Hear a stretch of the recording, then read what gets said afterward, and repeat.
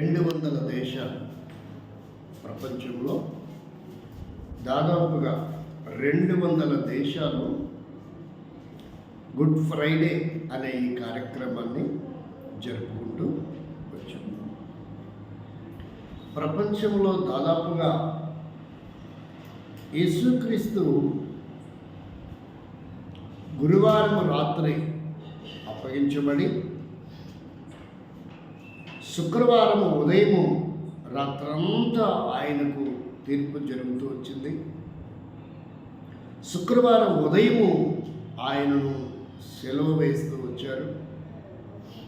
శుక్రవారం మధ్యాహ్నము 3 గంటలకు ఆయన సెలవు పైన చివరి రక్తపొట్టు దారపోసి మరణించారు. అసలు యేసు ఎవరు? లూకా సువార్త ఈరోజు మనము కొన్ని మాటలు ధ్యానం చేస్తాం. లూకా సువార్త 19వ అధ్యాయము 3వ వచనం. యేసు ఎవరో అని చూడగోరెను గాని పొట్టివాడైనందున జనులు గుంపి కూడి ఉండటం వలన చూడలేకపోయాను. అప్పుడు మొదటి 3 వచనాలు చదవండి. లూకా సువార్త 19వ అధ్యాయము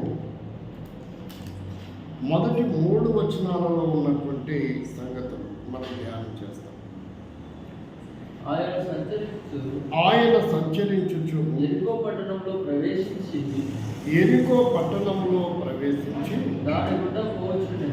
దాని గుండా పోవచ్చుండెను. ఇదిగో సుంకపు గుత్తదారుడును ధనవంతుడునైన జక్కయ్య అను పేరు గల ఒకడు యేసు ఎవరో అని చూడగోరెను గాని పొట్టివాడైనందున జనులు గుంపు కూడి ఉండటం వలన చూడలేకపోయాను. మన అంశం ఏంటి? యేసు ఎవరో అని. యేసు ఎవరు?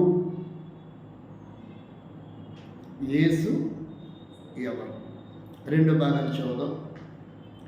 మార్క్స్ వార్త 4వ అధ్యాయం 34 నుంచి చదువు. మార్క్స్ వార్త 4వ అధ్యాయం 34వ వచనం.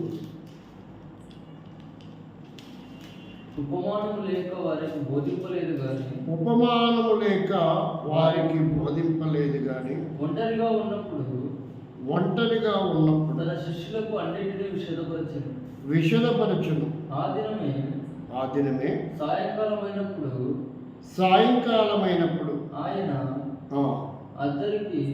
అద్దరికి పోదామని వారితో చెప్పగా 41 వరకు చదువు. అద్దరికి పోదామని వారితో చెప్పగా వారు జనులను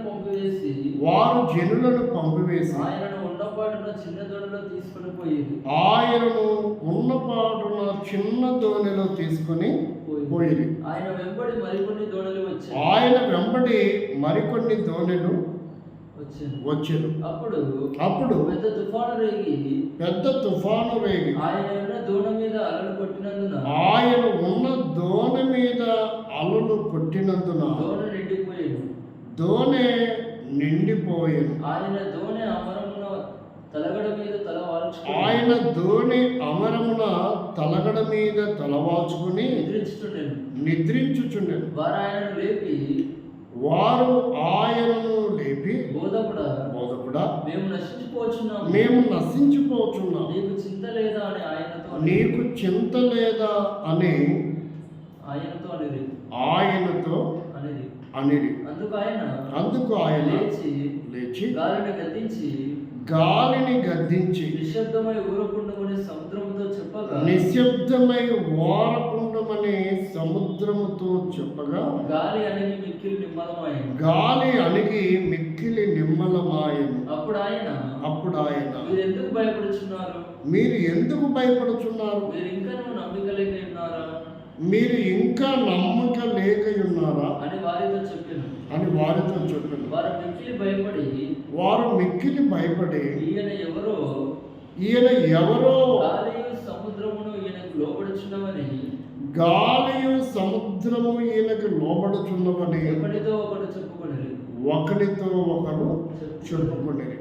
41 వచనంలో ఏముందంటే ఈయన ఎవరో, ఈయనంటే ఎవరు ఇక్కడ? యేసు ఎవరో.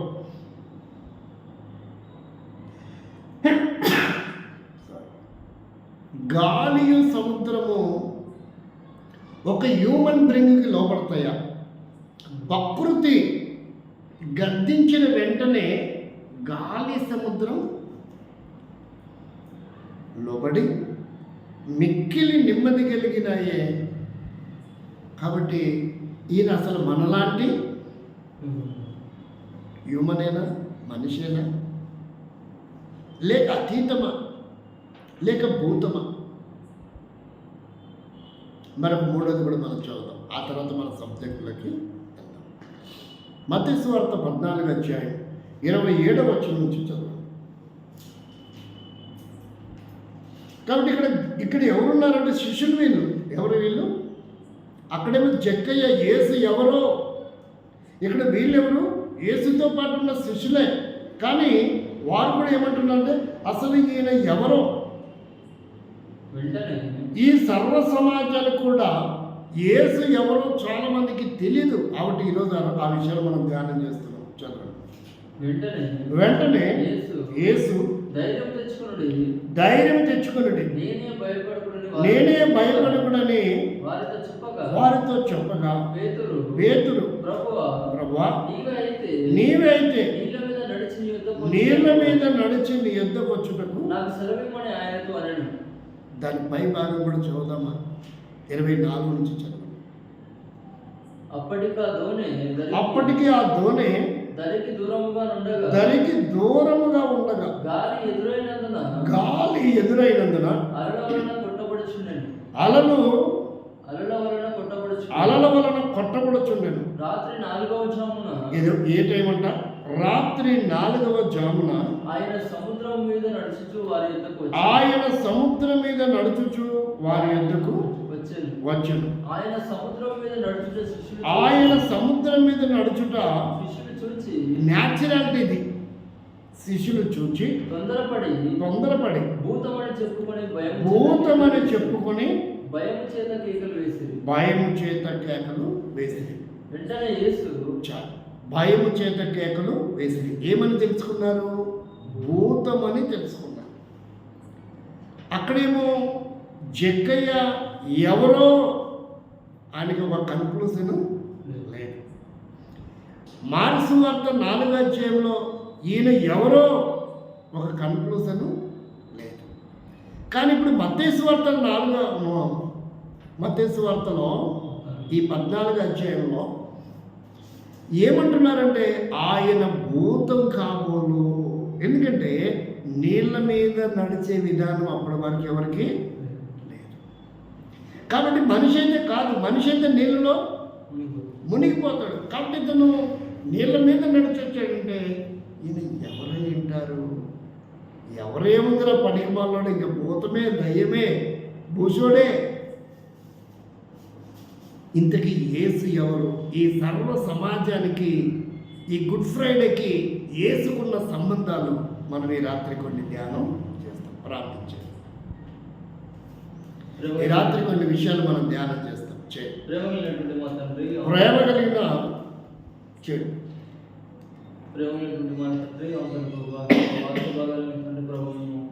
ధ్యానిస్తుండగా మీరు మాతో మాట్లాడుకుంటున్నాం. ఆ మాటల్ని మా ఇంటిలో దయచేసి తండ్రి ప్రభు యొక్క గుడ్ ఫ్రైడే సందర్భంగా మీరు తండ్రి ప్రభు సెలవుపోతున్నటువంటి మాటల్ని మేము ధ్యానించబోతుండగా మీ యొక్క పరలోకవర్తమైన నాకు మాకు దయచేసి తండ్రి మీ యొక్క మాటల్ని వినిపిస్తున్నామని మీ సహాయం కోరుకుంటూ యేసయ్య అతి పరిశుద్ధ నామమున ప్రార్థించి వేడుకొచ్చున్నాం తండ్రి. ఆమేన్. ఇక్కడ మనం పరిశీలన చేస్తాం. ఇక్కడ 3 రకాల జాబితాని మనం చూసాం. మొదటి జాబితాలు ఎవరు? జక్కయ్య, యేసు ఎవరు? రెండవ జాబితాలో శిష్యులు గాలి సముద్రాన్ని లోబడుతున్నాయి, అసలు ఈయన ఎవరు?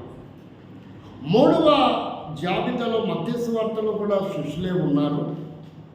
వాళ్ళు ఏమంటున్నారంటే నీళ్ళ మీద నడిచి వచ్చినప్పుడు వారు బహుశా ఈయన భూతము కాబోలు ఏమనుకుంటున్నారు? ఇంతకీ యేసు ఎవరని వాళ్ళకి అర్థమైంది. ఈ లోకంలో చాలా మందికి యేసు ఎవరో ఇలా కన్ఫ్యూజ్గానే ఉండిపోయినాడు. యేసు ఎవరో కన్ఫ్యూజ్గానే ఉండిపోయినాడు. దానికి ఒక వచనం ఉంది ఆధారం. లూకాసు వార్త మొదటి అధ్యాయం చూస్తే, లూకాసు వార్త మొదటి అధ్యాయంలో చూస్తే 2వ అధ్యాయం 34వ వచనం. యేసు ఏమై ఉన్నాడంటే ఈ ప్రపంచానికి ఎక్కడ కనబడుతుంది? సిమియోను వారిని దీవించి ఇదిగో అనేక హృదయాలోచనలు బయలుపడినట్లు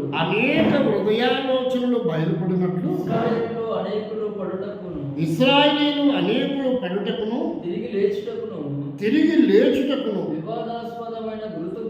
వివాదాస్పదమైన గుర్తుగా ఈయన నియమింపబడి ఉన్నాడు. ఈయనంటే ఎవరు? మన ప్రభువైన యేసుక్రీస్తు. చూసారా సబ్జెక్ట్ ఎలా ఉందో? ఈ రోజుకి చాలా మంది ఈ రోజు కూడా హేతువాదులకు కానీ, ఈరోజు కూడా మతనిష్ట కలిగినటువంటి వారు కానీ, ఈరోజు కూడా యూదులకు కానీ యేసు ఎవరో ఇంకా పూర్తిగా అర్థం కాలేదు. ఈరోజు కూడా ఆయన వివాదాస్పదంగానే ఉన్నారు. చూసారు ఎంత అద్భుతమైన సబ్జెక్టు. ఎందుకని ఇలా జరుగుతున్నాయి అరాచకాలు అనేది ఖచ్చితంగా అవగాహనలో ఉన్న లోపాలు. అసలు యేసు పుట్టలేదని ఒకడంటే, యేసు పరిశుద్ధాత్మ వలన పుట్టలేదని ఒకడంటే, యేసు అసలు శిలువ వేయబడి చంపబడలేదని ఒకరంటే, అసలు యేసు అనే క్యారెక్టరే లేదు భూమి మీద చరిత్ర పుట్టలని మరొకరంటే. చూస్తారా ఎన్ని రకాల వివాదాలు ఉన్నాయి. ఈరోజు నేను చెప్పే విషయం ఏంటంటే, ఒక మహనీయుని మనం గుర్తు చేసుకుందాం. ఆయననే నేతాజీ. ఆయన పేరేంటి? అసలు ఆయన గగన శిఖరానికి కన్మరుగైపోయాడు అన్నారు కానీ అంతటి మహానుభావుడు ఆజాద్ హిందూ ఫోర్స్ని ఏర్పాటు చేసి బ్రిటిష్ వారు దేశాన్ని వదిలిపెట్టి వెళ్ళిపోవడానికి బలమైన కారకుడైనటువంటి నేతాజీ సుభాష్ చంద్రబోస్. ఆయన పేరేంటి? ఈ రోజుకి ఆయన వివాదాస్పదంగానే ఆయన మరణం ఉండిపోయింది. అర్థమైందా? ఒక కమిషన్ కానీ ఒక పిటిషన్ కానీ వేసి ఎంక్వైరీ చేసి అసలు సుభాష్ చంద్రబోస్ ఏమైపోయాడు? ఈ రోజుకి అది పెద్ద వివాదాస్పదంగానే మిగిలిపోయాడు. చూడండి భారతదేశానికి ఎంత ప్రముఖమైన వ్యక్తో. అందువల్ల ఈరోజు ఏమంటున్నారంటే భారతదేశానికి అణగారిపోతున్న నిమ్న జాతి వారికి, అంటరాని వారికి జీవితమే త్యాగం చేసిన డాక్టర్ బిఆర్ అంబేద్కర్ గురించి ఏమంటున్నారంటే, డాక్టర్ బిఆర్ అంబేద్కర్ గారు కాలంలో నేను ఉంటే అసలు గన్ను నా చేతికి ఇస్తే కాల్చి నేనే చంపేవాడిని. వివాదాస్పదంగా కనపడుతున్నాడా లేదా? కొంతమందికి, అందరికీ కాదు. అంబేద్కర్ అనేవాడు ప్రపంచ దేశాలకు మేధావి. భారతదేశానికి మాత్రమే కాదు, ప్రపంచ దేశాలలో అంబేద్కర్ ఫోటో ఉంటుంది. భారతదేశంలోనే అంబేద్కర్ విగ్రహాలు ఎక్కువ కనపడతాయి మనకు. ఏ రోడ్లో చూసినా, ఏ కార్యాలయంలో చూసినా, ఏ కోర్టులో చూసినా కనపడదా? ఏ స్కూల్లో చూసినా కంపల్సరీ అంబేద్కర్ ఫోటో ఉంటుంది. కాబట్టి మరి ఎందుకంత వివాదాస్పదమయ్యారు? మహనీయులందరూ వివాదాస్పదంగానే మిగిలిపోయారు. వారి జీవితాలు ముగించుకున్నారు ఏ ఆధారం లేకుండా. అతి చిన్న వయసులో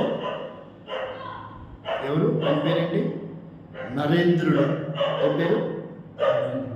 నరేంద్రుడు అని యవనుడు దాదాపు 32 సంవత్సరాల లోపే తన తనువు చాలించాడు. ఆయననే స్వామి వివేకానంద.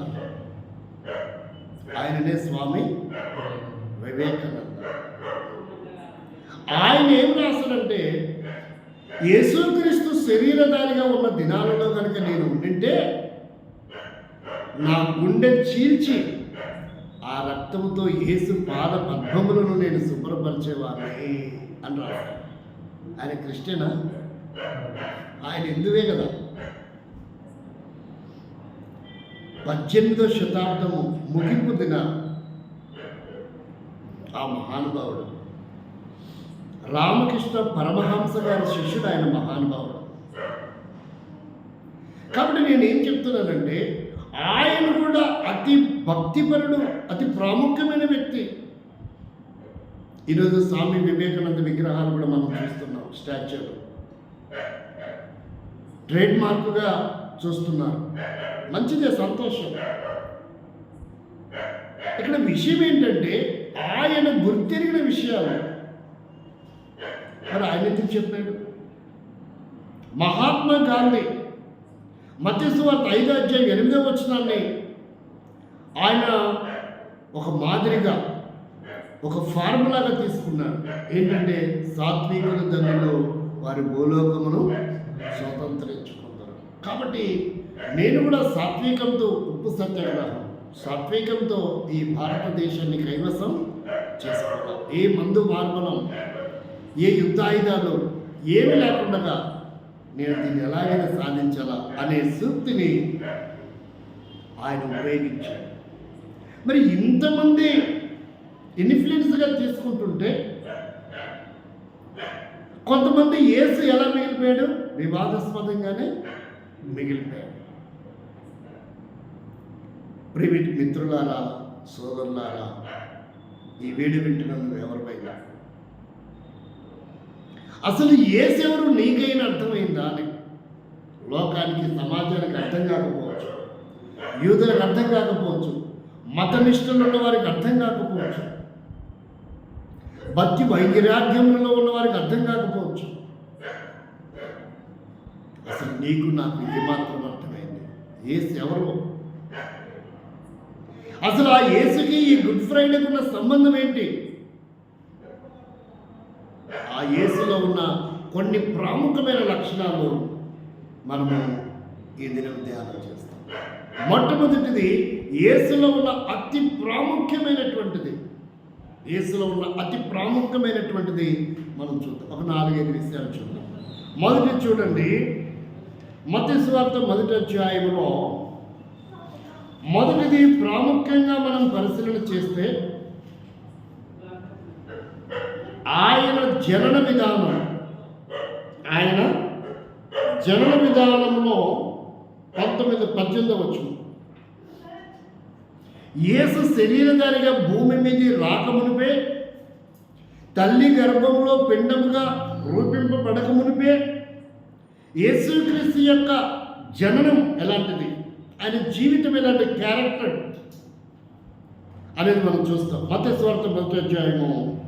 అసలు యేసు ఎవరు? టైటిల్ గుర్తుపెట్టుకోండి.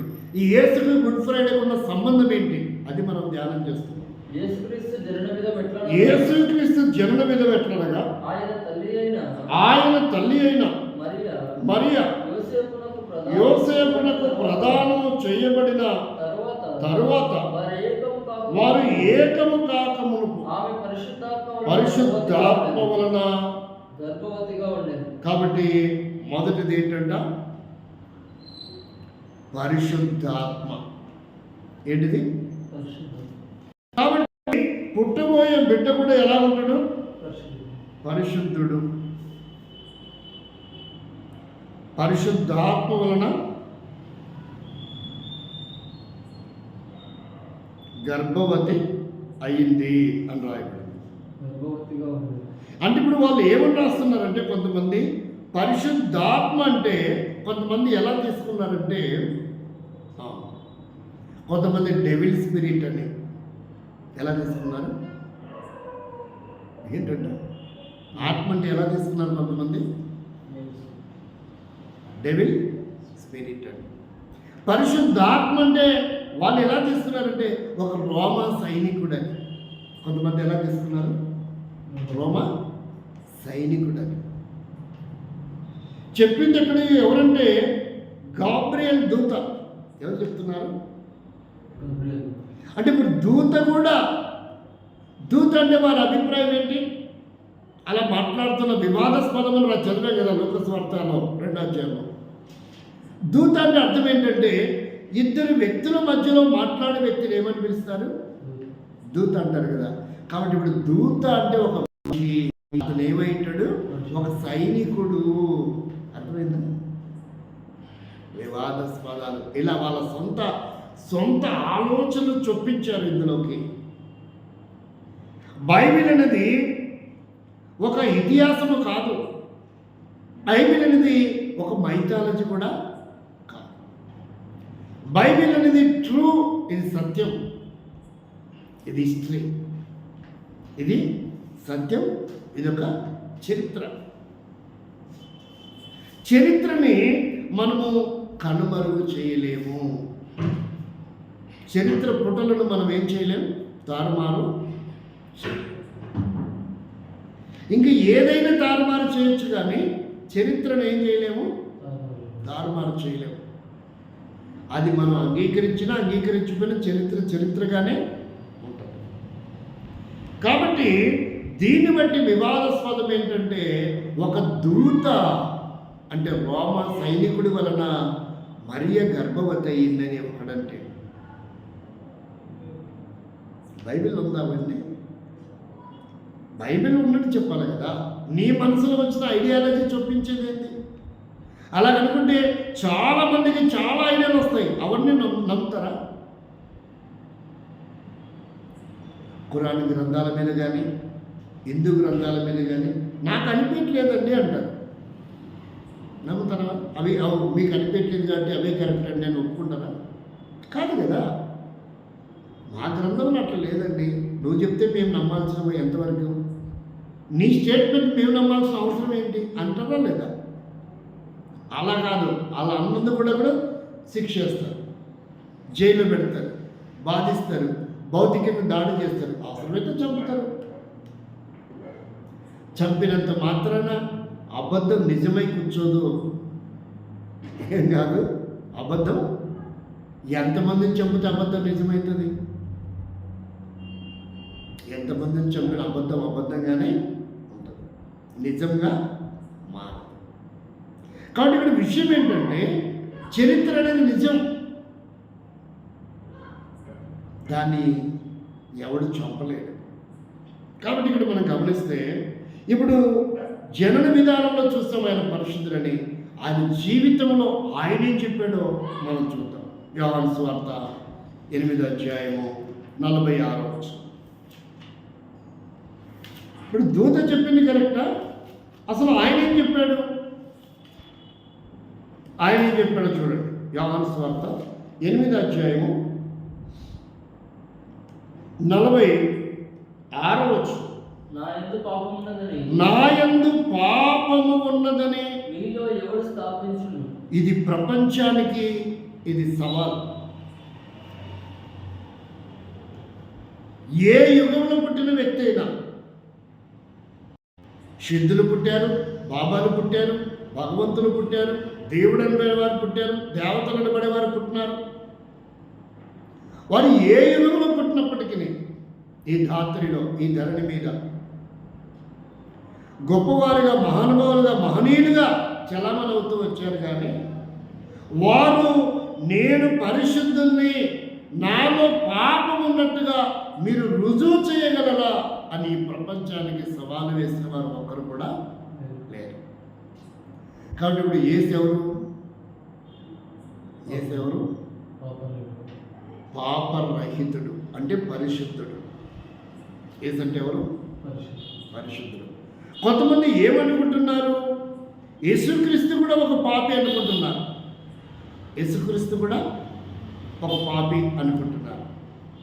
ఏం ఆధారం చేసుకొని వారు మాట్లాడారు? ఒక మనిషి తన అభిప్రాయాన్ని చెప్పాడు.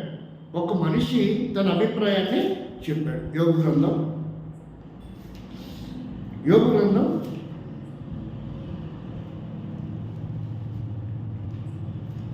14:7 కానీ 7:14 కానీ ఒక అద్భుతమైన మాట ఉంటుంది, చూద్దాం.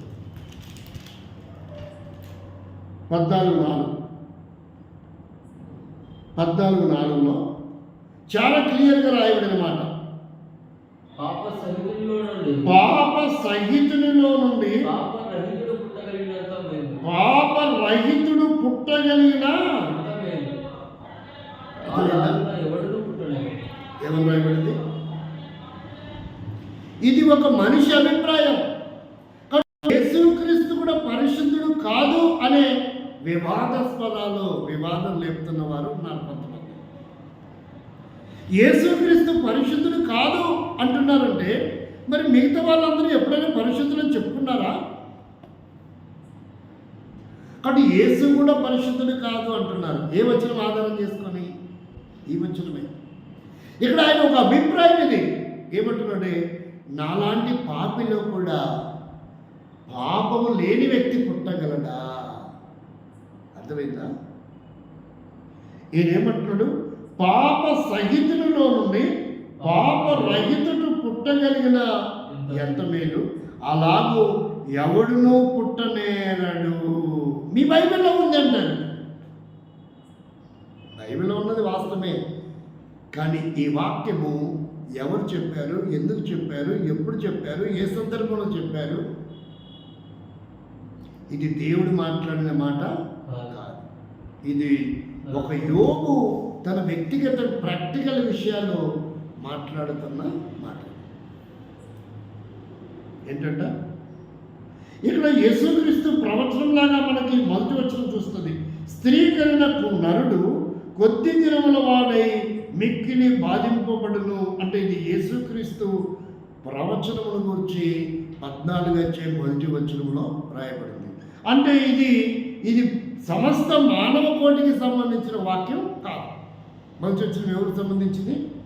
మనుషులందరికీ వర్తించేది కాదు. అది యేసుక్రీస్తుకు. స్త్రీ కనిన నరుడు కొద్ది దినముల వాడై పుట్టినట్లు ఏం రాయబడిందో చూడండి.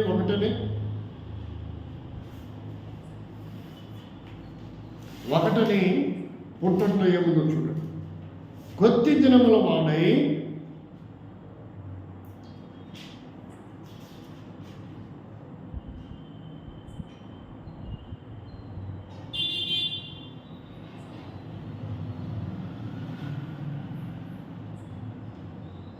అది నాకు కనపట్ల సన్నచ్చారు. 14 మొదటి వచనంలో దినముల వాడై అని పుట్టినట్లు ఒక నంబర్ ఉంది, 1 అని. కింద పుట్టినట్లో ఏముందో చూడండి. ఆ దానికి ఏమని రాయబడిందో 1లో.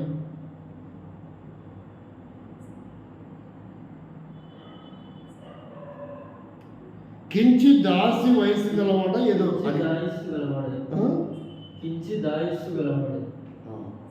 ఆయుష్ గలవాడే అనుకోవాలి మనం. ఏమనుకోవాలి దాన్ని? కించి దాయుస్సు గలవాడై అంటే కొద్ది దినముల వాడై, తక్కువ కాలము అని అర్థం. తక్కువ కాలం. కానీ ఒక మనిషి పాత నిబంధన కాలంలో వస్తే 969 సంవత్సరాలు బతికాడు.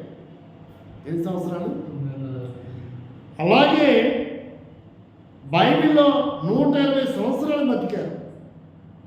కీర్తన 90కి వచ్చే వరకే 80 సంవత్సరాలని కుదుర్చాడు. అది కూడా అధిక బలం ఉంటే. కాబట్టి ఇక్కడ చూస్తే కొద్ది దినముల వాడంటే ఇది మనుషులకు వర్తించేది కాదు. ఇది యేసుకు సంబంధించిన ప్రవచనం. కాబట్టి ఇక్కడ పాప సహితునిలో నుండి పాపరహితుడు పుట్టగలిగిన మేలంటే ఇది యేసుక్రీస్తు మాత్రమే వర్తిస్తుంది. మనమందరము పాపలమే. కానీ యేసుక్రీస్తు మాత్రమే పరిశుద్ధుడు అనడానికి ఇక్కడ వాక్యం మనకు ఈ మర్మం అర్థం కావాలి. పుట్టగలిగిన మేలు అంటే ఎవడు పుట్టనేరడంటే మనుషులు పుట్టనేరరు అని అర్థం. ఎవరు పుట్టరని అర్థం అంటే ఒక భార్య భర్తకు కుటుంబ జీవితం ద్వారా పుట్టే వ్యక్తి మనిషి అవుతాడు, ఒక నరుడు అవుతాడు, సాధారణమైన హ్యూమన్ అవుతాడు. అలాంటి వాడి పాపరహితుడు ఎవడు పుట్టడు అంటే ఇక పుట్టగలిగాడు ఎవడైనా ఉన్నారంటే ఎవరైందని ఇప్పుడు అది దేవుడే అన్నటువంటి ఇక్కడే ఒక మర్మం దాచబడి ఉంది. అది దేవుడికే సాధ్యం తప్ప భార్య భర్త కలయిక వలన ఒకవేళ యోసేపు కలిసిన తర్వాత పుట్టింటే యేసుక్రీస్తు కూడా పరిశుద్ధుడు కాడు అనడానికి ఆధారాలు ఉన్నాయి ఇక్కడ. కాబట్టి ఈ సత్యాన్ని మనము గ్రహించవలసిన వారమై ఉన్నాం. ఇది మొదటిది, యేసుక్రీస్తు ఎవరు? పరిశుద్ధుడు. యేసుక్రీస్తు ఎవరని అర్థమైంది ఇప్పుడు? పరిశుద్ధుడు అని అర్థమైంది. ఇప్పుడు యేసుక్రీస్తుని గురించి మనం ఆలోచన చేస్తే ఆయనకు ఏమైనాడంట? ఆయన ఏమైనాడు చూడండి. రెండవదిగా మనం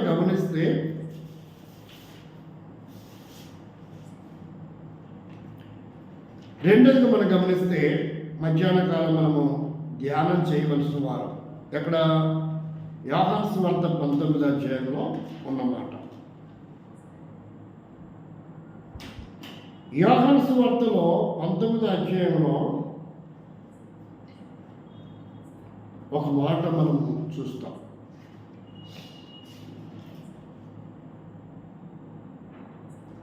5వ వచనంలో రాయబడింది, ఆ ముండ్ల కిరీటమును ఊదారంగు వస్త్రమును ధరించిన వాడై యేసు వెలుపలికి రాగా పిలాతు ఇదిగో ఈ మనుష్యుడు అని వారితో చెప్పాను. ఇదిగో ఈ మనుష్యుడు. ఏంటి ఇక్కడ? ఈ మనుషుడు పెద్ద అక్షరాలు కనపడుతున్నాయి, ప్రత్యేకత కనపడుతుందా లేదా? పెద్ద అక్షరాలు కనపడుతున్నాయి లేదా? ఏదే బైబిల్ చూస్తే నువ్వు చెప్పట్లేదు ఏంటి? కానొస్తున్నాయని చెప్పు. ఇప్పుడు పిలాతు భార్య ఏమనిందో ఒకసారి మనం ఆ మాటలు చూద్దాం. పిలాతు భార్య ఏం చెప్పిందో ఒక్కసారి పిలాతుకు ఆమె సిఫారసు చేసింది. పిలాతుకు ఏం చేసింది? అయ్యా నువ్వు జాగ్రత్త, పరిస్థితులు వేరుగా ఉన్నాయి, నువ్వు చాలా జాగ్రత్త ఉండాలి, నేను చెప్పిన మాట కొంచెం అర్థం చేసుకో, నా మాట విను అని పిలాతు భార్య ఒక విషయాన్ని పిలాతుకు సమాచారాన్ని పంపించింది. పిలాతుకు ఏమని పంపించింది? ఒక సమాచారాన్ని పంపింది.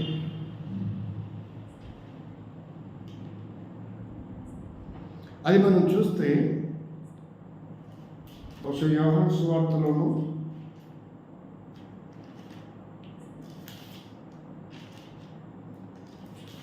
పిలాతు భార్య ఏమని సమాచారం పంపించిందో ఒక అద్భుతమైన సబ్జెక్ట్ అది. నేను ఇంతవరకు ఎప్పుడు చెప్పలేదు. ఇవి కొత్తగా దేవుడు ప్రేరేపిస్తున్నటువంటి విషయాలు, కొత్తగా దేవుడు ప్రేరేపిస్తున్న విషయాలు.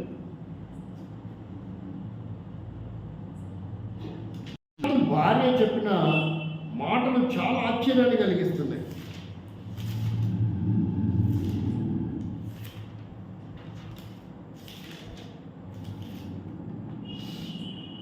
ఒకటి రెండు చోట్ల మాత్రమే రాయబడి ఉన్నాయి మా మాటలు. సువార్తల్లోనే ఉంటుంది, కానీ అన్ని చోట్ల రాయబడలేదు.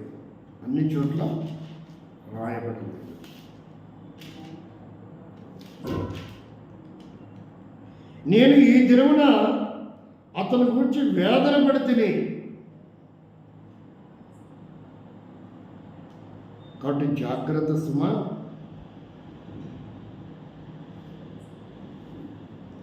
పిలాతు భార్య ఏం చెప్పిందో అనేది ముందు సైనికుడు ఏం చెప్పాడో చూడండి. లూకా సువార్త 24 అధ్యాయము 23 అధ్యాయంలో 47 వచనం. లూకా సువార్త 24 అధ్యాయంలో 47 వచనం. ఒక సైనికుడు ఏం చెప్పాడు? యెరూషలేము మొదలుకొని సమస్త జనములలో ఆయన పేరిట మారు మనస్సును. ఎన్న వచనం? 47. మారు మనసును పాపల క్షమాపణయు ప్రకటింపబడినని రాయబడినది. కన్ఫ్యూజ్ అయినట్టు వేరే చెబుతున్నాం అనిపించింది. శతాధిపతి ఏమన్నాడు అనేది ఇక్కడ సబ్జెక్టు. 23 అధ్యాయం 47 వచనం. ఏం చదివావు నాకు అర్థం కాదు. లూకా సువార్త శతాధిపతి జరిగినది చూచి ఈ మనుషుడు నిజముగా నీతిమంతుడై ఉండనని చెప్పి. రెండవది యేసుక్రీస్తు ఎవరంట? నీతిమంతుడై. రెండవది యేసుక్రీస్తు ఎవరు? యేసుక్రీస్తు మాత్రమే నీతిమంతుడు అనడానికి ఒక ఆధారం మనం చూడాలి. రోమపత్రిక 3వ అధ్యాయము 10వ వచనం 11వ వచనం.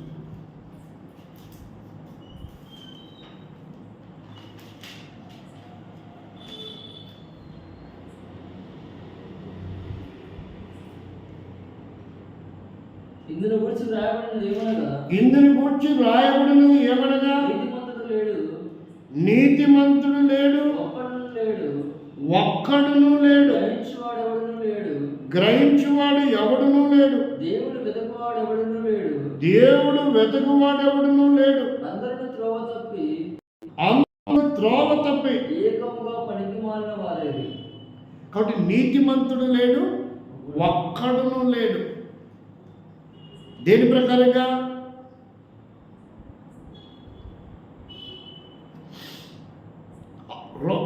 యోబు గ్రంథం 14 అధ్యాయం 4 వచనం ప్రకారంగా నీతిమంతుడు లేడు, ఒక్కడును లేడు. అంటే మనుషుల్లో పుట్టినవాడు నీతిమంతుడు ఎవడు లేడు అనేది రోమపత్రిక 3వ అధ్యాయము 11వ వచనం ద్వారా మనకు నిర్ధారణ చేయబడుతుంది. ఇప్పుడు యేసు నీతిమంతుడు అనడానికి శతాధిపతి సాక్ష్యం ఇచ్చాడు. మరణం తర్వాత, మరణానికి ముందు మత్తయి సువార్త 27వ అధ్యాయం 19వ వచనంలో పిలాతుకు తీర్పు తీర్చేటప్పుడే ఏమని భార్య సిఫారసు చేసిందో చూడండి. నువ్వు అతని విషయంలో అన్యాయపు తీర్పు తీర్చడానికి వీలు లేదు అని చెప్తున్నాను. మత్తయి సువార్త 27వ అధ్యాయము 19వ వచనం.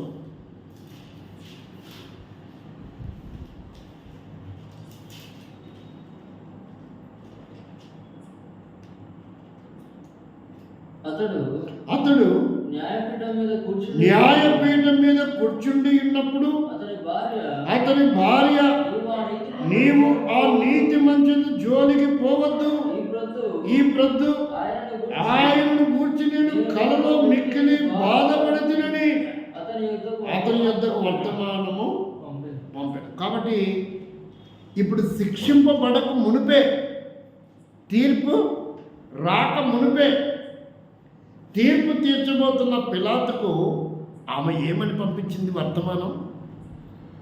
బి కేర్ఫుల్, నువ్వు ఎవరికి తీర్పు తీరుస్తున్నావో తెలుసా? అతను ఏమై ఉన్నాడు? నీతిమంతుడు. దాన్ని బట్టి ఆయన ఏం చెప్పాడంటే, ఇతనిలో నాకు ఏ దోషము అర్థమైందా? ఇప్పుడు మరము ఒకటి, ఇతను నీతిమంతుడు. ఎందుకు యేసుక్రీస్తు నీతిమంతుడు అంటే రోమపత్రిక 3వ అధ్యాయం ప్రకారంగా నీతిమంతుడు లేడు, భూమి మీద ఒక్కడును లేడు. కానీ ఇప్పుడు యేసుక్రీస్తు ఎవరు? ఇప్పుడు ఆయన ఒక్కడే నీతిమంతుడని ఎవరు సాక్ష్యం ఇచ్చారు? పిలాతు భార్య సాక్ష్యం ఇచ్చింది తీర్పుకు ముందు. మరణం తర్వాత శతాధిపతి కూడా సాక్ష్యం ఇచ్చారు. అంటే యేసుక్రీస్తు ఎవరు? యేసు ఎవరో అంటే ఇదేదో సువార్త చెప్తున్నారు, సండే స్కూల్ పిల్లలు చెప్పిన కథ చెప్తారేమో అనుకునింటారు. మీరేమనుకున్నారు నాకు తెలియదు. ఎప్పుడో సండే స్కూల్లో విన్నాం కదా చెక్కయ్య కథ, యేసు కథ. యేసు ఎవరో, చెక్కయ్య చెట్టెక్కాడు, సోరగోరాడు, పుట్టోడు కాబట్టి కలపలేదు. ఇది కాదు ఇక్కడ స్టోరీ. అసలు యేసు ఎవరు? ఈ ప్రపంచానికి యేసు ఎవరు? మొదలుపెట్టిన టాపిక్ ఏంటిది, వెళ్తున్న సబ్జెక్ట్ ఏంటిది?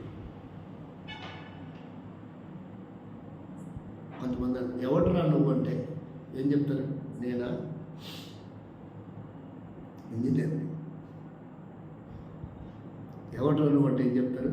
నేనా ఇంజనీర్ని, నేనా డాక్టర్ని, నేనా లాయర్ని, నేనా ఎమ్మెల్యేని, నేనా ఎంపీని, నేనా ఐఏఎస్. సారీ అది తెలియక సార్ ఏమనుకో బాబు, నువ్వెవరో తెలియక అడగడం కాదు, తెలియక నోరు జారాను. తెలియక అడగడం కాదు, నువ్వెవడ్రా అన్నాడంటే అర్థం ఏంటి? అది నోరు జారటం. సార్ మీరెవరు, ఇదేంటిది? అది తెలుసుకోవడానికి అడిగింది. నువ్వెవడ్రా, నీ జులుం ఏంట్రా ఇలా అన్నారంటే ఏమని అర్థం? ఏరా పోలీస్ ఆఫీసర్నే పట్టుకొని ఎవడ్రా అంటవా? అర్థమైందా లేదా? ఆడి మఫ్టీలో ఉన్నాడు అనుకో, ఎవడ్రా నువ్వు అన్నడా? తాగుంటే తాగి లేకుంటే కటికలు చూస్తావు, అవతారం చూస్తావు, గుర్తుపడతాడు.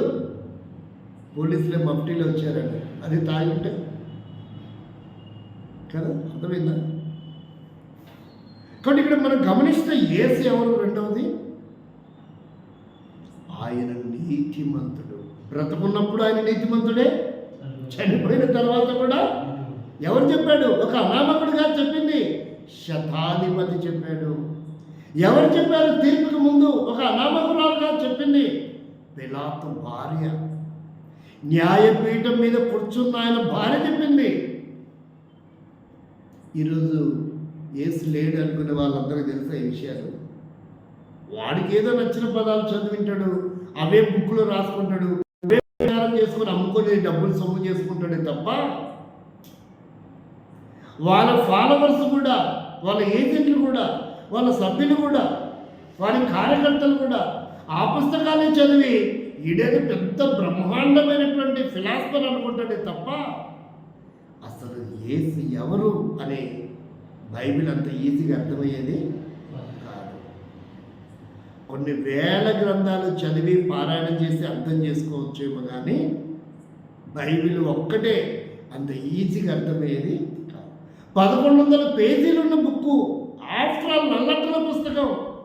అంత ఈజీ కాదు ఇది, అంత ఈజీ కాదు. ఒక్క గట్టిగా కూర్చుంటే ఒక 2 నెలలు 3 నెలలు మొత్తం చదివి పక్కన పడేస్తాం అనుకుంటారు. చదవటం వేరు, దాన్ని అర్థం చేసుకోవటం వేరు. కాబట్టి ప్రేమిన వారిలాగా గమనించండి, యేసు ఎవరు అనేది అంత ఈజీగా అర్థమయ్యేది కాదు. ఇది రెండవది. యేసు ఎవరు? ఆయన జననంలో కానీ జీవితంలో కానీ పాపమే లేనటువంటి పరిశుద్ధుడు. కాబట్టి ఆయన చెప్పాడు. సంఘానికి కూడా ఏం చెప్పాడంటే, మరోసారి అటు వెళ్ళి వెనక్కి వెళ్ళి చూద్దాం. 1 పేతురు పత్రిక 1వ అధ్యాయం 14వ వచనంలో సంఘానికి కూడా చెప్పాడు ఆయన. ఏమని చెప్పాడు చూడండి.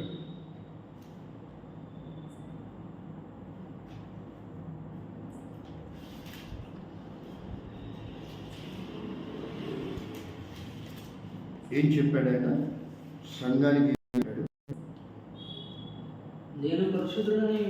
నేను పరిశుద్ధుడనై ఉన్నాను కనుక అది అంటే సంఘానికి కూడా మీరు పరిశుద్ధంగా ఉండండి అని చెప్పగలరు. ఎవడని చెప్తాడు ఇట్లా? నేను పరిశుద్ధుని కాబట్టి మీరు కూడా అట్లా ఉన్నానని ఎవడని చెప్పాడా? కాబట్టి దూతలు చెప్పాయి పరిశుద్ధుడని. ఆయన కూడా నేను నాలో పాపం ఉందని ఎవడు స్థాపిస్తానని చెప్పాడు? ఎక్కడ అంటున్నాడు? నేను పరిశుద్ధుని కాబట్టి మీరు కూడా పరిశుద్ధంగా ఉండండి. కాబట్టి ఆయన పరిశుద్ధుడు. రెండవది ఏంటి? ఆయన నీతిమంతుడు. మూడవదిగా చూడండి, ఆయన ఎవరు, ఏమైనాడు? యేసు ఎవరు అంటే మూడవదిగా చూస్తాం. కొలస్సీ పత్రిక 1వ అధ్యాయము 15వ వచనం. మూడవది యేసు ఎవరు? గుడ్ ఫ్రైడేకి ఆయనకున్న సంబంధం ఏంటి? మూడవది యేసు ఎవరు?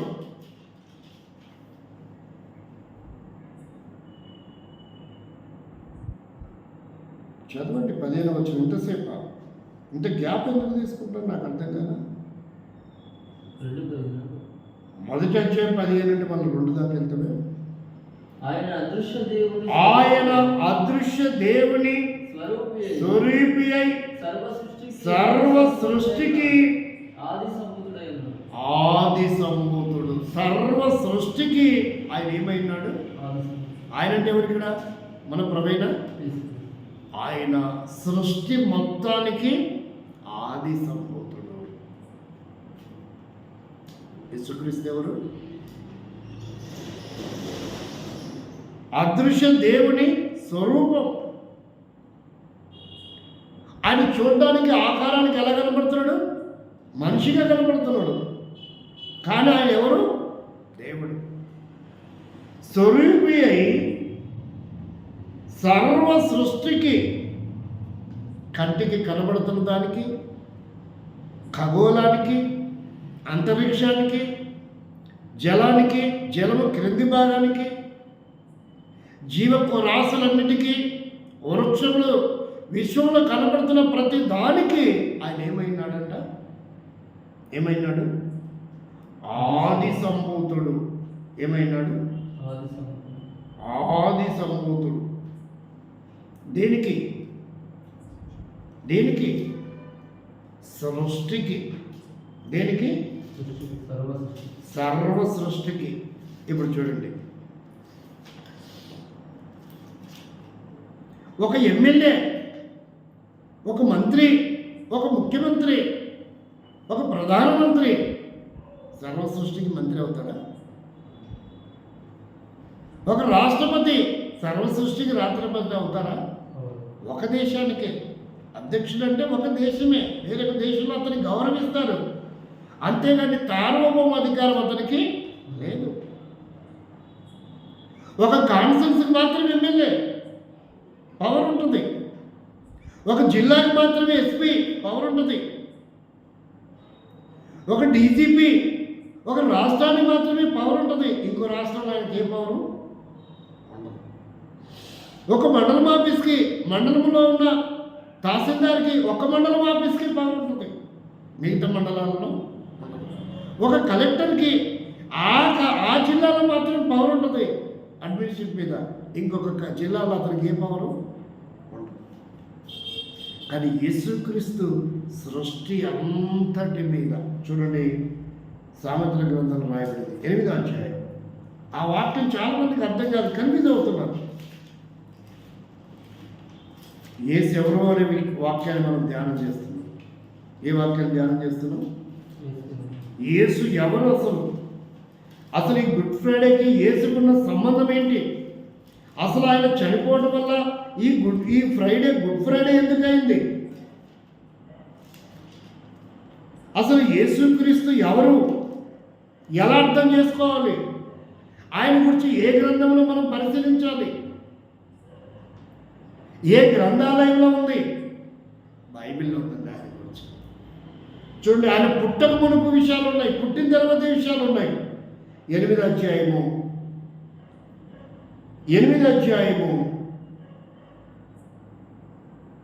30వ వచనం.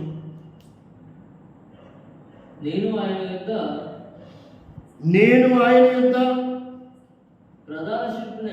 ప్రధాన శిల్పినై అనుదినము సంతోషించుచు నిత్య నిత్యము ఆయన సన్నిధిని ఆనందించుచుండును. ప్రధాన శిల్పి అంటే ఎవరు? ఇక్కడ పెద్ద డీప్ సబ్జెక్టు. శిల్పి అంటే తయారు చేసేవాడు. శిల్పి అంటే తయారు చేయబడింది కాదు. చేసిన వాడిని శిల్పి అంటారు, చేయబడిన దాన్ని శిల్పం అంటారు. చేసిన వ్యక్తిని ఏమంటారు? శిల్పి అంటారు. చెయ్యబడిన దాన్ని ఏమంటారు? శిల్పం అంటారు. శిల్పి అంటే ఎవరు? చేసినవాడు. ఎప్పటి నుంచి ఉన్నాడంట ఈయన? ఎప్పటి నుంచి ఉన్నారంట? నేను ఆయన యొక్క ఎప్పటి నుంచి ఉన్నాడంట?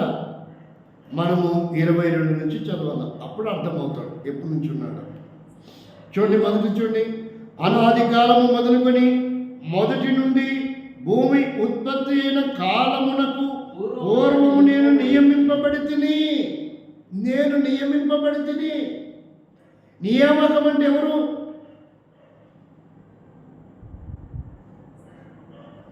ఇప్పుడు నువ్వు సెలెక్ట్ అయినావా అంటారు. ఏమంటారు? నువ్వు సెలెక్ట్ అయినావా అంటే అర్థం ఏంటి?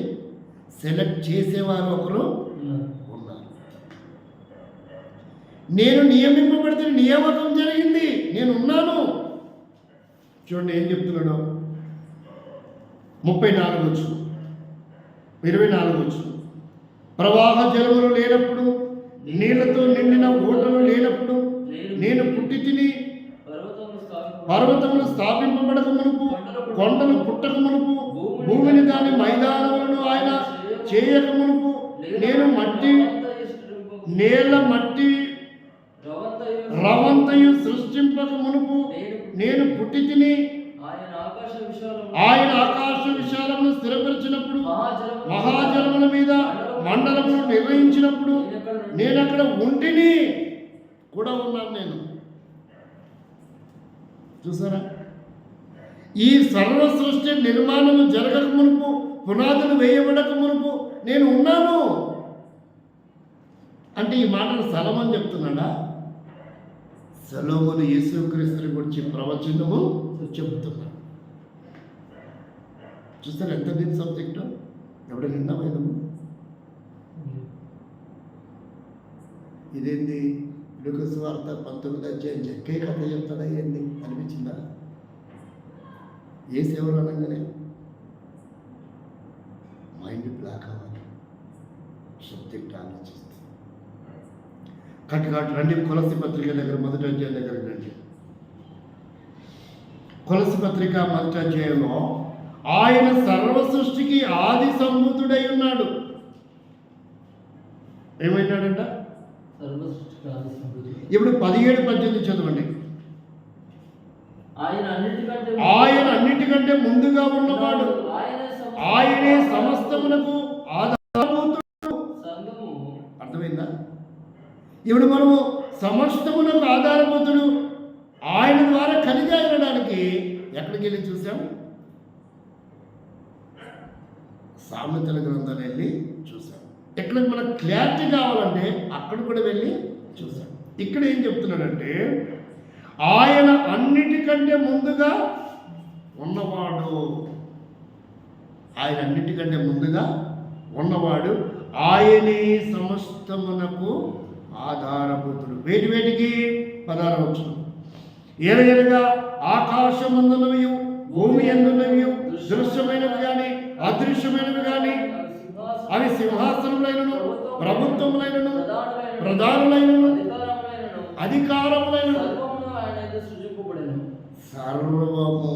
ఇవన్నీ మనుషుల అవసరం. ఇవన్నీ మనుషులు ఉన్నప్పుడే అవసరం, మనుషులు లేకపోతే అవసరం లేదు. అంటే మనుషుల అవసరాల కొరకై దేవుడైన ప్రభువైన యేసుక్రీస్తు వారు అన్నిటిని ముందుగానే సిద్ధం చేశాడు. అన్నిటిని ముందుగానే సిద్ధం చేశాడు. కనబడేటివైనా, కనబడినవైనా, దృశ్యమైనవైనా, అదృశ్యమైనవైనా, అవి సింహాసనములైనా, ప్రభుత్వములైనా, ప్రధానులైన, అధికారులైన సర్వము ఆయన చేసినవే. కాబట్టి ఆయన ఎవరు? ఆది సంభూతుడు, సమస్తమునకు ఆధారభూతుడు. అంటే ఈ విశ్వ ప్రపంచానికి ఆయన నిర్మాణకుడు. ఎవరైనా ఎవరాయన? నిర్మాణం చేసినవాడు, క్రియేట్ చేసినవాడు. ఇంకా డౌన్ వచ్చిందా? యోహాను సువార్త 1వ అధ్యాయం 3వ వచనం చదవండి. అవునా కాదా అనడానికి ఆధారం చూస్తున్నాం. యేసు ఎవరు? మూడవది, ఆయన సర్వ సృష్టికి సృష్టికర్త అనడానికి మూడవదిగా చూస్తున్నాం. యేసు సృష్టికర్త. కలిగి ఉన్నది ఏది ఆయన లేకుండా కలగలేదు. ఆయనలో జీవముండెను. అంటే కలిగినది ఏది ఆయన లేకుండా ఆయన ద్వారానే కలిగాడు. కానీ ఈ ప్రపంచానికి యేసు 2000 సంవత్సరాల క్రితం వచ్చాడే. నిన్న మొన్న పుట్టాడు అంటున్నా. ఏంది ఇడు? నిన్న రాత్రి ఏం తిన్నాడో మధ్యాహ్నం గుర్తుండదో, పొద్దున గుర్తుండదో. నిన్న మొన్న పుట్టాడంట. యేసు ఎప్పుడు పుట్టాడు? నిన్న మొన్న పుట్టల. అసలు ఈ విశ్వమంతటికి ఆయనే శరీరమును ధరించి రావడానికి 2025 సంవత్సరాలు పట్టిండొచ్చు. కానీ అంతకు మునుపు యేసు నామంలోనే ఇవన్నీ జరిగాయి. యేసు ఎవరంటే సర్వ సృష్టికర్త. యేసు ఎవరంటే ఆయన పరిశుద్ధుడు. యేసు ఎవడంటే ఆయన నీతిమంతుడు. మూడోది, యేసు ఎవరో మనం చూద్దాం. మత్తయి సువార్త 18వ అధ్యాయం. యేసు ఎవరో 4వదిగా చూద్దాం. నేను 5వ చెప్పి ముగిస్తాను. 18వ అధ్యాయం మత్తయి సువార్త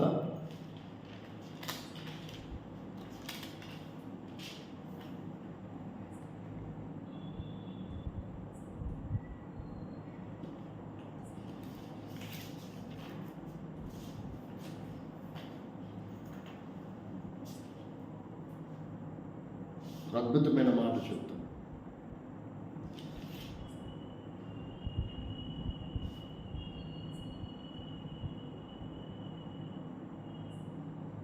భూమి మీద సర్వాధికారము కలిగిన వాడంట. ఏం కలిగిన వాడు? ఒకసారి చూడండి.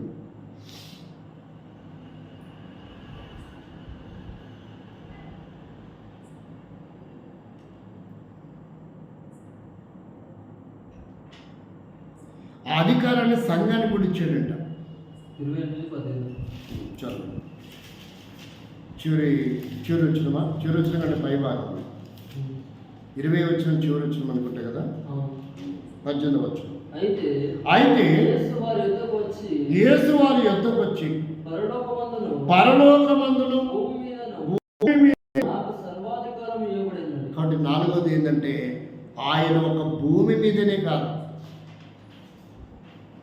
ఏదైతే స్వర్గం అనుకుంటున్నామో బైబిల్ పరిభాషలో దాన్ని ఏమని పిలుస్తారు? పరలోకం అంటారు. ఇస్లామీ సహోదరులు దాన్ని ఏమని పిలుస్తారు? జన్నత్ అని పిలుస్తారు. క్రైస్తవులు దాన్ని ఏమని పిలుస్తారు? పరలోకం అని పిలుస్తారు. ఇక హిందూ సహోదరులు ఏమని పిలుస్తారు?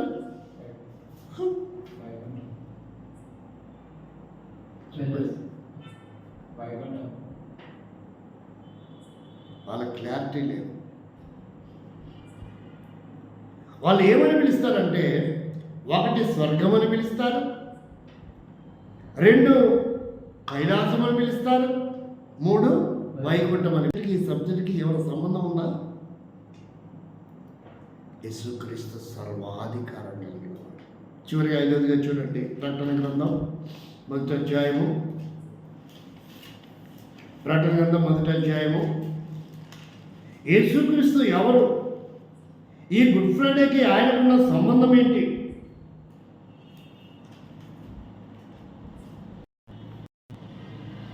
ఎనిమిదవ వచనం. అల్ఫాయు ఒమేగాను నేనే, వర్తమాన భూత భవిష్యత్ కాలము ఉండువాడను నేనే అని సర్వాధికారియు దేవుడు నాకు ప్రభువు సెలవిచ్చుచున్నాడు. ఏమంట? ఏమని చెప్తున్నాడు? ఏమని చెప్తున్నాడు? అల్ఫా నేనే, ఒమేగా నేనే.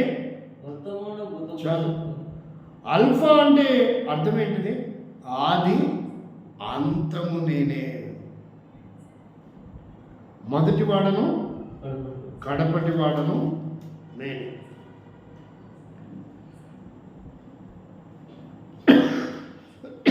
ఇక్కడ ఒక అద్భుతమైన మాట మనం చూడాలి. అదేంటంటే మృతుడనైతిని కానీ 2వ అధ్యాయం కాబోలు, ఇదిగో యుగ యుగములు సజీవుడనై ఉన్నాను. ఏంటంట అది ప్రకటన గ్రంథంలోనే ఉంది. ఏమంటాడు? మృతుడనైతిని కానీ ఇదిగో యుగ యుగములు, అంటే యేసుక్రీస్తు శిలువ మరణం అయితే చెందాడు శారీరక. ఏమని చెప్తున్నాడు?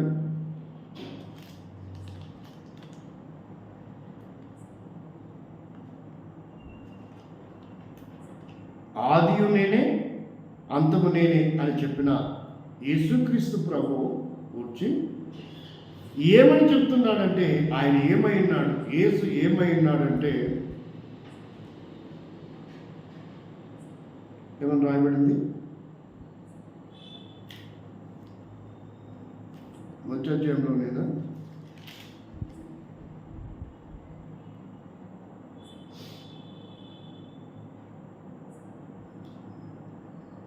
ఎంతసేపు పట్టింది?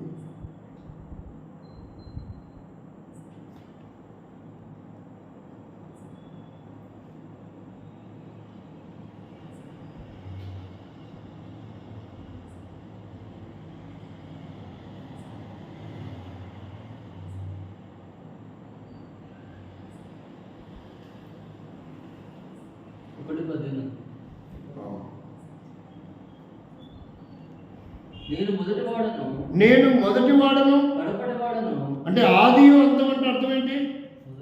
మొదటివాడు కడపటివాడు. జీవించువాడును మృతుడనైతిని గాని ఇదిగో అంటే అర్థం ఏంటి? మృతుడనైతిని గానంటే శాశ్వతంగా యేసుక్రీస్తుకి చనిపోయాడు కాబట్టి ఆయన ఏమని పిలిచాలో చనిపోయిన వారిని జోహార్ అని పిలవాల్సిన అవసరం లేదు. ఈ విశ్వంలో అందరినీ ఏమని పిలవచ్చు? మనం జోహార్ అని పిలవచ్చు. కానీ యేసుక్రీస్తుని ఏమని పిలవకూడదని రాయబడింది ఇక్కడ. మరణించడానికైతే మరణించాను కానీ నా సమాధి ఖాళీగా ఉంది. నేను మరలా ఏమయ్యాను? తిరిగి లేచాను, సజీవుడనై ఉన్నాను. కాబట్టి ఇప్పుడు ఆయనని జోహార్ అనకూడదు, జై అనొచ్చు. ఆయనకి ఏమనొచ్చు? బ్రతికిన వ్యక్తిని మనం జై అంటాం, మరణించిన వ్యక్తిని ఏమని పిలుస్తాం? జోహార్ అంటాం. అర్థమైందా? కానీ ఇక్కడ యేసుక్రీస్తు ఎవరంటే ఆయన ఏమైనాడంట? ఏమైనాడు? యుగ యుగములకు సజీవుడనై ఉన్నాను. యేసు ఏమైనాడు? ఇప్పుడు ఆయన సజీవుడు. మరణించిందైతే మరణించాడు గుడ్ ఫ్రైడే రోజు. ఆయన మృత్యుంజుడై తిరిగి లేచాడు 3వ దినం ఆదివారం తెల్లవారుజామున. కాబట్టి ఆయన సజీవుడు, మరణమును జయించిన వాడు. ఆయన ఏమైనాడు? మరణమును జయించినటువంటి వాడు. అందరూ ఏమైన వారు? మరణించిన వారు. యేసు మరణమును జయించిన వాడు. కాబట్టి యేసు ఎవరు ఇప్పుడు? అందుకనే ఇది గుడ్ ఫ్రైడే. యేసుక్రీస్తు మరణించింది బేడ వల్ల కదా. ఎందుకు గుడ్ అయిందంటే ఆయన సర్వలోక మానవాళి పాప పరిహారము చేయటానికి ఆయన పరిశుద్ధమైన ఉదిరమును చిందించినటువంటి దినం. రక్త ప్రోక్షణం పాప వినాశనం. అంటే మానవాళి ఏదైతే ఉందో కర్మఫలం, ఆ కర్మఫలముని నిర్వీర్యము చేయడానికి యేసుక్రీస్తు ప్రభు గుడ్ ఫ్రైడే రోజు మరణమును చెందాడు. ఆ చివరి వచ్చిన మనం చదువు ఎబ్రి పత్రికలో రాయబడింది 10వ అధ్యాయము. ఎబ్రి పత్రికలో 10వ అధ్యాయంలో రాయబడిన మాట మనం చూద్దాం. అనే దాని విషయం మనము ఇప్పటి వరకు ధ్యానం చేస్తూ వచ్చాం. 14 వచ్చాం. 10వ అధ్యాయం 14 వచ్చిన ఒక్క అర్పణ చేత లేదంటే 12 కూడా చదవండి. ఈయనైతే పాపముల నిమిత్తమై సదాకాలము నిలిచి ఒక్క బలిని అర్పించి 12వ వచ్చిన మేకల యొక్కయు 9 అధ్యాయం 12వ వచ్చిన మేకల యొక్కయు కోడెల యొక్కయు రక్తముతో కాక అందరూ చిందించేది ఏ రక్తము? పావురం రక్తము, కోడిపుంజు రక్తము, నల్ల కోడిపెట్ట రక్తము, దున్నపోతుల రక్తము, మేకపోతుల రక్తము కాదని. అవునా? ఏం చింతిస్తున్నారు అందరూ? మేకల యొక్కయు కోడెల యొక్క రక్తముతో కాక తన స్వరక్తముతో ఒక్కసారి పరిశుద్ధ స్థలంలో ప్రవేశించును. ఏలైనగా మేకల యొక్కయు ఎడ్ల యొక్కయు రక్తమును మైలపడిన వారి మీద ఆవుదూడ బూడిద చలుటియు శరీర శుద్ధి కలుగునట్లు వారిని పరిశుద్ధపరిచిన ఎడలా జలము పరిశుద్ధత రాదు, రక్తము వలన కూడా పరిశుద్ధత లేదు. రక్తం చిందించినంత మాత్రాన రాదంట. కోడలు, మేడకలు, పొట్టేళ్ళు, దున్నపోతులు, పావురాలు. ఎవరు చదవండి? నిత్యుడకు ఆత్మ ద్వారా తను తాను దేవుడికి నిర్దోషముగా అర్పించుకున్న క్రీస్తు యొక్క రక్తము నిర్జీవ క్రియలను విడిచి జీవము గల దేవుణ్ణి సేవించుటకు మీ మనస్సాక్షి ఎంతో ఎక్కువగా శుద్ధి చేస్తుంది. అంటే ఒక్కసారే ఏం చేయబడింది? ఈ జగత్తుకు రాయబడిన మాట 26వ వచనం చదవండి. అట్లయిన జగత్ పునాది వేయబడిన మొదలుకొని ఆయన అనేక పర్యాయములు శ్రమపడి వలసి వచ్చును. అయితే ఆయన యుగముల సమాప్తి యందు తను తానే బలిగా అర్పించుకున్న వలన పాప నివారణ చేయుటకై ఒక్కసారి ప్రత్యక్షపరచబడెను. ఇంకా 10 జన్మలు 20 జన్మలు ఎత్తాల్సిన అవసరం లేదంట. ఒక్కసారే ఏ రూపాన్ని ధరించాడు? యేసుక్రీస్తు నామధారుడిగా సశరీరుడిగా ఒక అవతారం ఎత్తాడు. ఎన్నిసార్లు అన్నా? ఒక్కసారే. ఆ దేవాది దేవుడు, ఆత్మైన ఆ దేవుడు, పరలోకవాసి ఒక్కసారే సశరీరుడిగా ఆయన ఈ లోకానికి మానవ అవతారంలో వచ్చాడు. అర్థమైంది ఇప్పుడు యేసు ఎవరు అనేది? ఏం చేయడానికంట? ఒక్కసారి ప్రత్యక్షపరచబడను, పాప నివారణ చేయడానికి, పాపములను కడిగివేయటానికి, కర్మ పాపంతో జీవించిన వ్యక్తులను విముక్తులు చేయడానికి యేసుక్రీస్తు నామధారుడు ఈ లోకానికి వచ్చాడు. అది అందరికీ తెలిసేది. ఎవరు ఎవరికి తెలియదు. ఎవరు ఇతరులకి తెలియదు. కాబట్టి ఆయన మరణం, శిలువ మీద చిందించిన ఆ ప్రశస్తమైన రక్తం మానవాళి పాపములను పవిత్రపరిచేదిగా ఉంది. రుధిరము ఏం చేస్తుందంట? ఒక్కొక్క మరక ఒక్కొక్క ద్రవం కావాలి. ఒక్కొక్క మరక పవిత్రం కావాలంటే ద్రవం కావాలి. కాలికి మట్టి అంటుంది అనుకో, ఏ ద్రవం కావాలి? యాసిడ్ పోస్తారా? నీరు అనే ద్రవం కావాలి. అంటే మరకను బట్టి ద్రవం మారుతుంది. ఇప్పుడు ఒక 20-25 ఏళ్ళు వెనక్కి వెళ్తే అప్పుడు ఫోటో తీసేవాళ్ళు. ఫోటో తీస్తే ప్రింట్ వచ్చేది కాదు, నెగిటివ్ వచ్చేది. నెగిటివ్ని కడిగేవాళ్ళు. అది కూడా ఏంటిది? నెగిటివ్ని కడగాలంటే ఒక ద్రవం కావాలి. ఈ నీరుతో ఆ ఫోటో నెగిటివ్ రాదు. ఫోటో నుంచి నెగిటివ్ నుంచి ఫోటో రాదు. దానికి ఒక ద్రవం ఉంది. అప్పుడు ఏమంటారు? ఇప్పుడే ప్రింట్ వేసామంటే ఇంకా కడగలేదు, కూర్చోండి కడిగిస్తాం అంటారు. కడిగినప్పుడు అది ఏమవుతుంది? మన రూపానికి ఫోటో వస్తుంది. కడగముందు ఎలా ఉంది? ఫిలింగా ఉంది, అది నెగిటివ్గా ఉంది. కడిగిన తర్వాత అది పాజిటివ్గా. అర్థమవుతుందా? దానికి వేరేది వేరే ద్రవం. ఇప్పుడు పెయింట్ అంటుంది అనుకో కాలికి, చేతికి, దాన్ని ఎంతో కడితే, నీళ్ళతో కడితే పోతుందా? కొబ్బరి నీళ్ళతో కడితే పోతుందా? వేరుచెనగ ఆయిల్తో కడితే పోతుందా? ఫ్రీడమ్ ఆయిల్తో కడితే పోతుందా? దానికి టర్పెంట్ ఆయిల్ కావాలా. ఇప్పుడు కిరోసిన్ లేదు కాబట్టి ఏం కావాలా? టర్పెంట్ ఆయిల్ కావాలి, లేదంటే టిన్నరు కావాలి. అంటే ఒక్కొక్క మరకకి ద్రవం ఏమవుతుంది? మారుతుంది.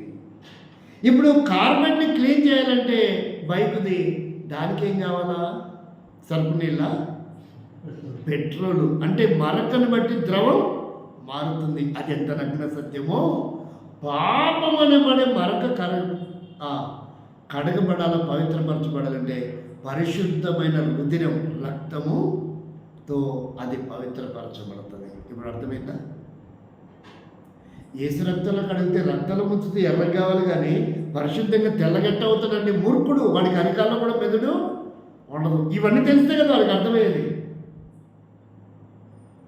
కాబట్టి ఒక్కొక్క మరకకి ఒక ద్రవం ఎలా ఉపయోగపడిందో, పాపం అనబడే ఉండే మరక కడగబడాలంటే పరిశుద్ధమైన రుధిరం కావాలి.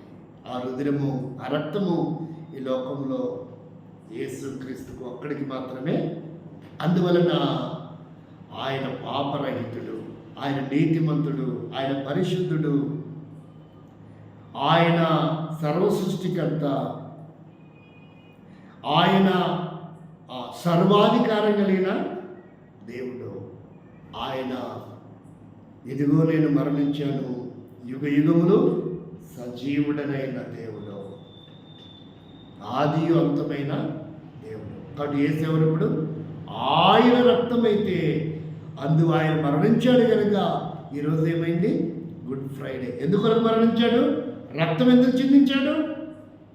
మానవాళిని విముక్తిని చేయడానికి, కర్మఫలం నుంచి విముక్తులు చేసి, పరిశుద్ధులుగా చేసి, నీతిమంతులుగా చేసి, నిందారహితులుగా చేసి, నిత్య రాజ్యంలో ఆయనతో పాటు యుగయుగములు కూర్చోబెట్టేదాని కొరకాయ ఆయన ఈ గుడ్ ఫ్రైడే రోజు శిలువ మరణం చెంది సమాధి చేయబడి ఈస్టర్ రోజు మృత్యుంజయుడై తిరిగి లేచాడు. యేసెవరు? ఇప్పుడు యేసెవరు అనడానికి ఇన్ని ఆధారాలు ఉన్నాయి. ఇంకా రక్షణ మారు మనసు లేకపోతే ఈ మాటలు వింటున్న సోదరి సోదర, యేసుక్రీస్తు నీ కొరకు కూడా సిలువబడి, నీది ఏ కులమైనా, ఏ జాతి అయినా, ఏ మతమైనా, నువ్వు ఏ ప్రాంతానికి చెందిన వాడివైనా, ఇది అనుకున్న సమయం, ఇదే రక్షణ దినం. యేసు రెండోసారి తిరుపతిగా రాబోతున్నాడు. రారాజుగా, రక్షకుడుగా రాడు. నీ కొరకు మరణించడానికి, రక్తం చిందించడానికి రాడు. ఇదే అనుకున్న సమయం, ఇదే రక్షణ దినం. ప్రభా, నీ తిరుమంతుడు నీవు, పరిశుద్ధులమైన నీవు, నిందారహితులమైన నీవు, ఆది సంభూతులమైన నీవు, సర్వసృష్టికర్తమైన నీవు, ఏ దోషము లేనటువంటి నీవు, నా పాపముల కొరకే, నా దోషముల కొరకే, నా విధేయత కొరకే, నా అపవిత్రత కొరకే, ఆలోచన ద్వారా చేసిన పాపాన్ని బట్టి తలలో పొల కిరీటం, తప్పుడు సంతకాలు, తప్పుడు కార్యాలు చేసిన కారణం చేత యేసుక్రీస్తు చేతుల్లో మేకలు కొట్టబడ్డాయి. తప్పుడు ప్రాంతాలకు ప్రయాణం చేసి, చెడ్డ కార్యాలు చేసి, ఇతరులను నష్టపరిచి మోసం చేసిన కారణం చేత యేసుక్రీస్తు పాదాల్లో మేకలు కొట్టబడ్డాయి. బయట ఒకటి కలిగి లోపల ఒకటి మాట్లాడడం వల్ల కపటము బట్టి యేసుక్రీస్తు హృదయం బలపడబడింది. నిలువెల్లా పాముకైతే కొండిలోనూ, తేలికైతే పాముకైతే కూరలోనూ, తేలికైతే కొండిలో మాత్రం విషయం ఉంది. మనిషికి నిలువెల్లా విషయమే కనుక యేసుక్రీస్తు శరీరము నాగలి చాళ్ళ వలె కొరడాల చేత దున్నబడింది. చివరి రక్తం పట్టు మేకులు కొట్టబడి, భూమికి ఆకాశం మధ్యలో రాని మీద వేలాడదీయబడి చనిపోయి సమాధి చేయబడ్డాడు. చివరి రక్తబొట్టుకు తారపోస్తాడు. నిన్ను నన్ను విమోచించి విడిపించడానికి నమ్ముతున్నావా? ఒక తీర్మానం చేసుకో. ప్రభా, ఇంత గొప్ప లక్షణాలు కలిగిన నీవు నా పాపముల కొరకు ఎవడు మరణించలేదు.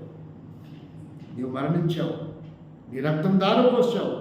ఆ రక్తదారులు ఆ పాపములు కడిగినని పవిత్రపరిచి నీ కుమారుడిగా స్వీకరించు, నా తప్పును క్షమించు ప్రభా అంటే ఆయన క్షమించడానికి సిద్ధమైన మనసు గలవాడు. ఆయన రక్తం ప్రతి పాపం నుండి కడిగి యేసు రక్తం మనకు పవిత్రపరుస్తుంది. ఆయన కుమార్తెగా చేయబడతావు, నీతిమంతుడు అవుతావు. ఎప్పుడు నీకు మరణం వచ్చినా లేక ఆయన రాకడ ఎప్పుడు వచ్చినా నిత్య రాజ్యంలో ఉండబోతున్నాం. ఆ రీతిగా దేవుడు మనకు సహాయం చేయగలరు.